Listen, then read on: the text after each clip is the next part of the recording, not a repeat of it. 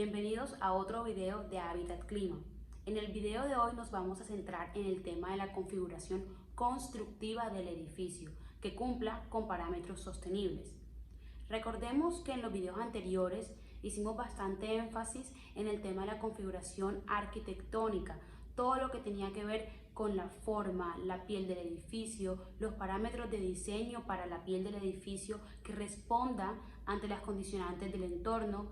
También hablamos acerca de la compartimentación interior, los elementos de protección solar, también hablamos acerca de aquellos elementos que debíamos tener en cuenta si nosotros queríamos que nuestro edificio contara con iluminación natural o con ventilación natural. Esta vez nos vamos a centrar más en la parte constructiva del edificio. Tal como lo hablamos en videos anteriores, dos edificios que aparentemente son idénticos pueden comportarse de una manera totalmente distinta en cuanto al comportamiento térmico, aun cuando se pueden encontrar en una localización similar. ¿Por qué? Porque pueden existir diferentes tipos de aislamiento que utilizan en el edificio, el sistema constructivo puede ser diferente, los materiales que se utilicen, la inercia térmica de estos materiales, incluso el color, la compartimentación interior, todo esto va a afectar al comportamiento térmico del edificio y puede o no ser más eficiente. Entonces aquí nos vamos a centrar en cuáles son estos elementos que debemos implementar o no en nuestro edificio dependiendo del clima en donde nos encontremos. ¿Cuáles son estas estrategias bioclimáticas que se encuentran relacionadas con el sistema constructivo? Una de las estrategias es identificar cuándo es necesario utilizar materiales con alta inercia térmica y baja inercia térmica. Como ya sabemos, la inercia térmica es la capacidad que tienen los materiales para absorber, retener y liberar calor cuando el ambiente externo lo permita, es decir, cuando comiencen a disminuir las temperaturas del ambiente externo, el material comienza a liberar el calor. Ya sabemos que esto va a depender del tipo de clima en donde nos encontremos, donde se encuentre el proyecto, porque un elemento con alta inercia térmica funcionaría muy bien en climas templados, climas fríos, en donde hay temperaturas bajas y lo que se quiere es absorber radiación, absorber calor para que durante la noche el material comience a liberar el calor y podamos tener una temperatura confortable para los usuarios del edificio. Caso contrario sería en el clima cálido, en donde ya tenemos altas temperaturas y tener un elemento que durante el día se esté cargando térmicamente va a ser contraproducente, porque vamos a aumentar la temperatura. Incluso en la noche, cuando disminuye un poco la temperatura, no es tan drástica como para decir que se necesita aumentar la temperatura del espacio interno. Entonces hay que saber muy bien identificar cuándo utilizar ciertos elementos dependiendo de la inercia térmica que tengan. Esto también tiene que ver con la masa, pero también de la capacidad del material de retener el calor, del color del material y el sistema constructivo. Como sabemos, el ladrillo, el hormigón son materiales que absorben la energía, absorben el calor, tienen alta inercia térmica.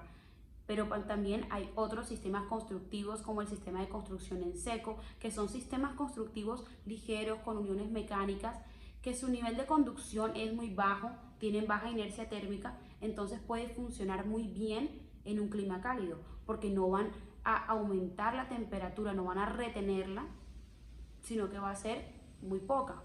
Otro punto importante es el aislamiento térmico.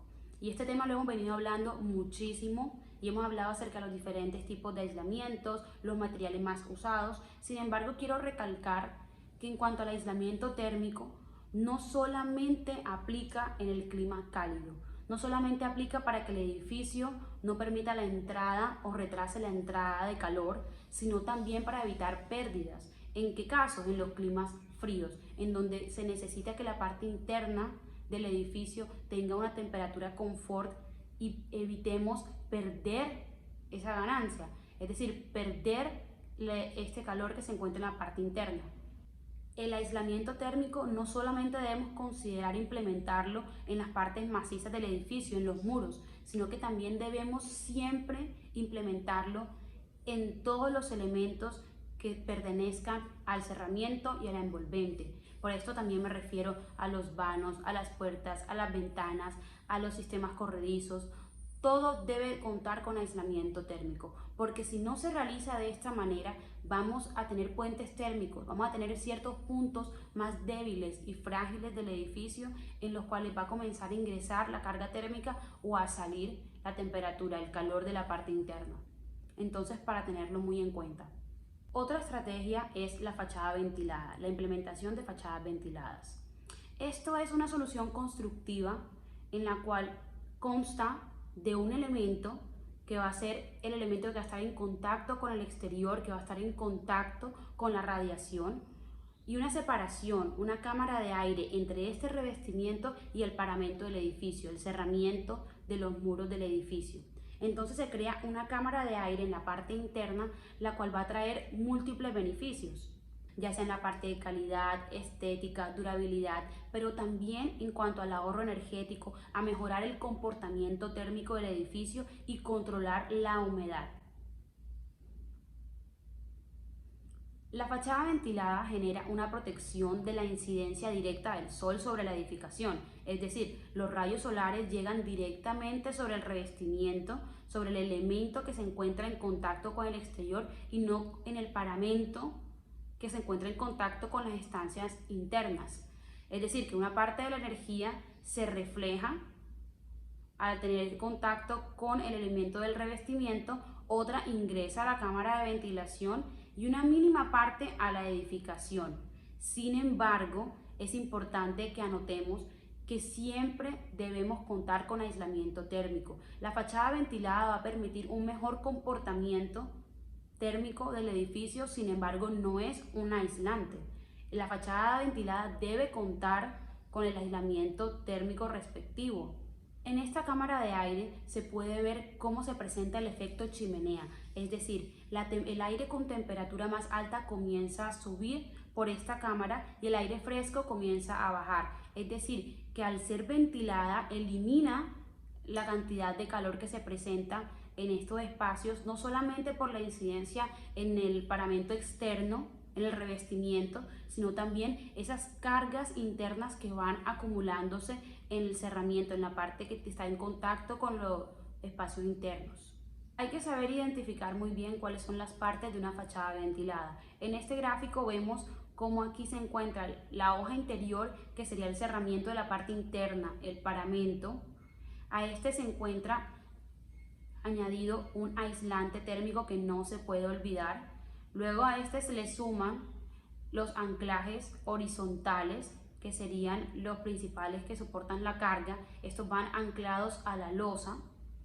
Luego vemos cómo se les coloca el revestimiento de la fachada, que ya vendría siendo el elemento que va a estar en contacto con la parte externa. Es importante identificar que la fachada ventilada puede tener una separación, una cámara de aire de 5 centímetros hasta 15, 20, incluso hay fachadas ventiladas más amplias. También existen otros sistemas de revestimiento y es el de la cubierta ventilada, que es prácticamente muy similar, solamente que se ubica en la cubierta, en donde existe la cubierta principal, la losa, luego encuentras el aislamiento, luego encontramos otra capa encima de la cámara de aire que se encuentra ventilada. La parte superior, la cubierta que se encuentra en contacto con la incidencia solar, está destinada a proteger el resto de la cubierta de la temperatura, de la radiación solar, siempre garantizando la impermeabilidad, la estanqueidad de todo el elemento. La inferior siempre va a estar a tener el aislamiento térmico. Otra estrategia que se puede implementar en el sistema constructivo es con los conductores solares. Esto va más orientado al aprovechamiento de la iluminación natural y a poder proveer de una buena iluminación los espacios internos de un edificio. ¿Cómo funciona esto? Se trata de conductos revestidos en su interior con materiales que son altamente reflectantes.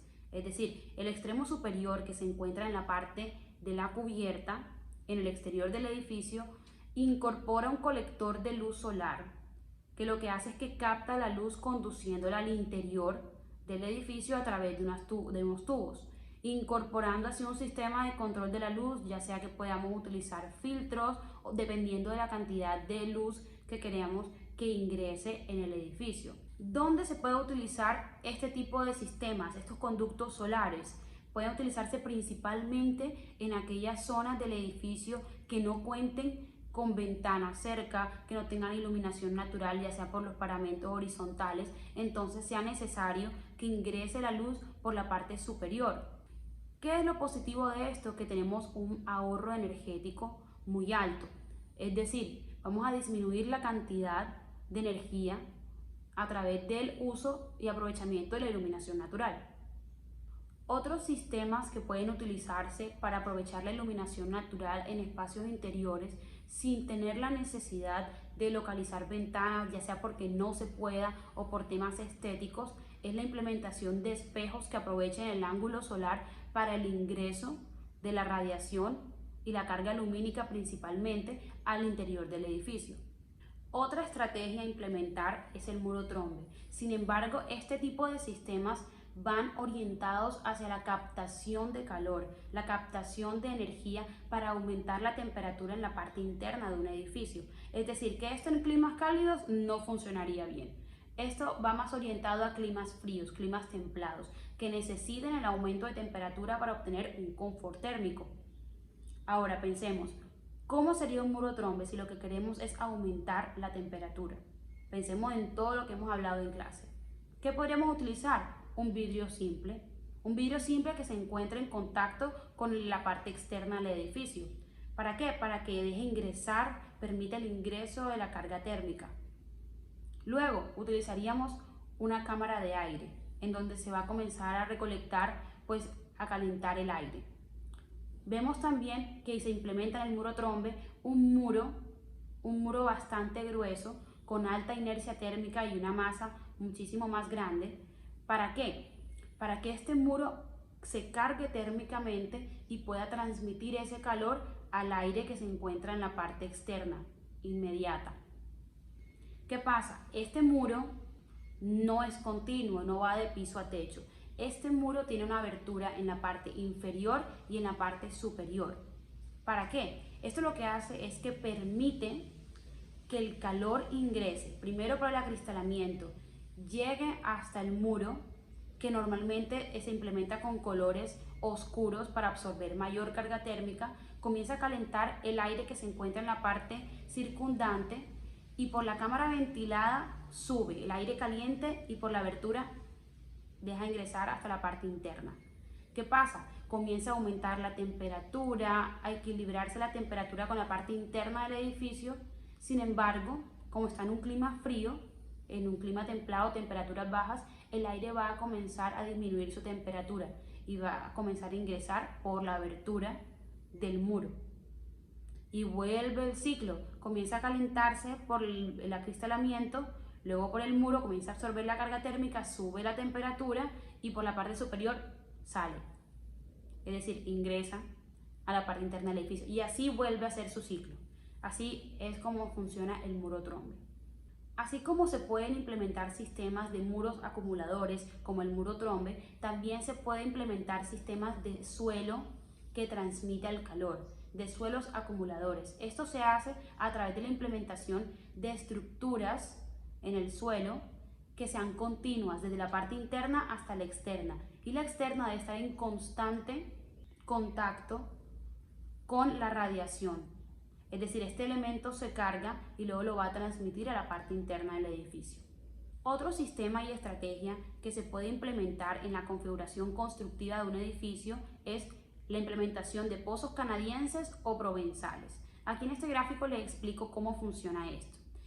Estos son sistemas de climatización geotérmica. Están conformados por tuberías que se encuentran dispuestas en el subsuelo y se sirven de la inercia térmica para equilibrar la temperatura del aire que vamos a introducir en la vivienda. ¿Cómo funciona esto? Hay que partir de que el terreno a una profundidad aproximada de 2-3 metros, la temperatura de la tierra es de 15-18 grados centígrados durante todo el año.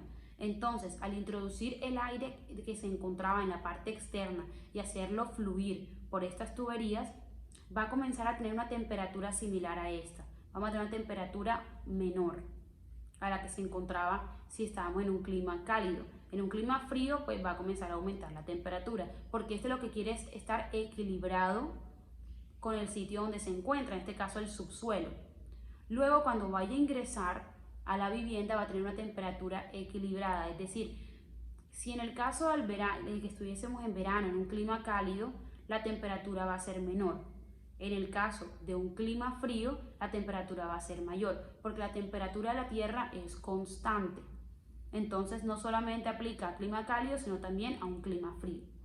Otro sistema o estrategia que se puede implementar en la configuración constructiva es la configuración de la cubierta ajardinada o cubierta verde, que consiste en, además de añadirle a la losa, al cerramiento principal del espacio interno, añadirle sustrato y vegetación.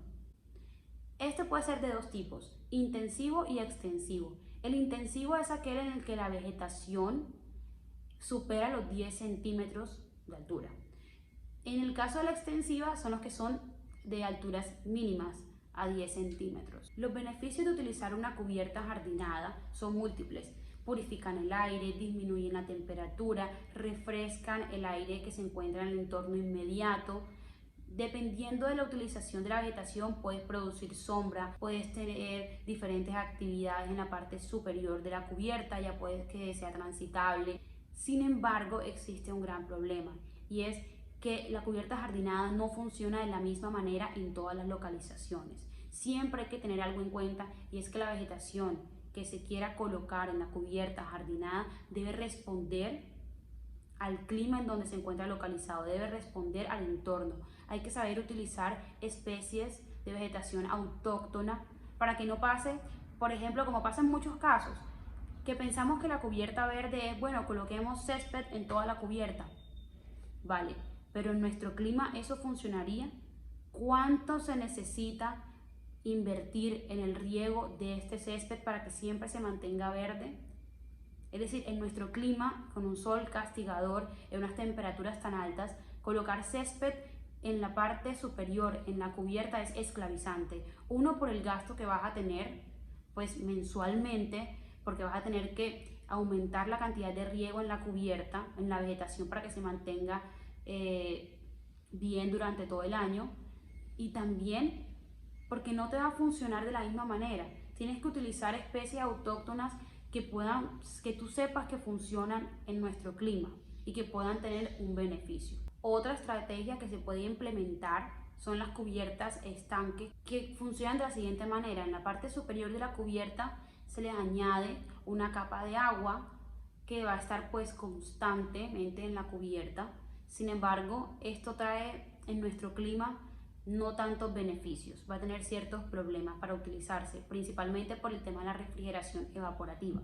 Esto funcionaría en climas cálidos secos y también funcionaría en unos climas fríos de dos maneras totalmente distintas. Si bien la cubierta estanque tiene un comportamiento similar, parecido al de la cubierta jardinada, este está más enfocado en el aprovechamiento para almacenar y ceder la energía del agua al edificio, principalmente por su inercia térmica. Este sistema se puede utilizar durante todo el año, es decir, en invierno y en verano. En invierno, al recibir la radiación solar durante el día, el agua se va a comenzar a calentar y entonces va a comenzar a aumentar la temperatura de los espacios que se encuentren circundantes, es decir, los materiales.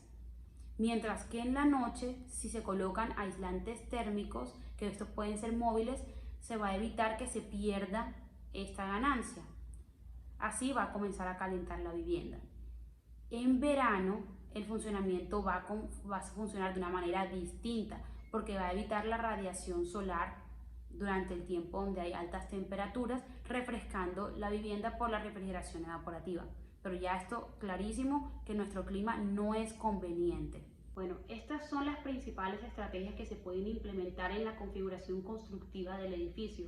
Sin embargo, en clase la próxima semana vamos a estar hablando más detalladamente de esto. También vamos a estar hablando acerca del video que les dejé en el catálogo acerca de la caja de los vientos. Entonces es importante que tengan esto bien visto, investiguen acerca de cada uno de estos para profundizar en estos temas en la próxima clase. Aquí les estoy dando algunos puntos importantes para que luego vayamos a profundizarlos de mejor manera, dependiendo de las necesidades que ustedes tengan para sus proyectos. Entonces, sin más, Esa fue una lista de las principales estrategias a implementar que también pueden implementar en sus proyectos de taller. Entonces, quedamos así. Muchas gracias por su atención. Nos vemos en la clase.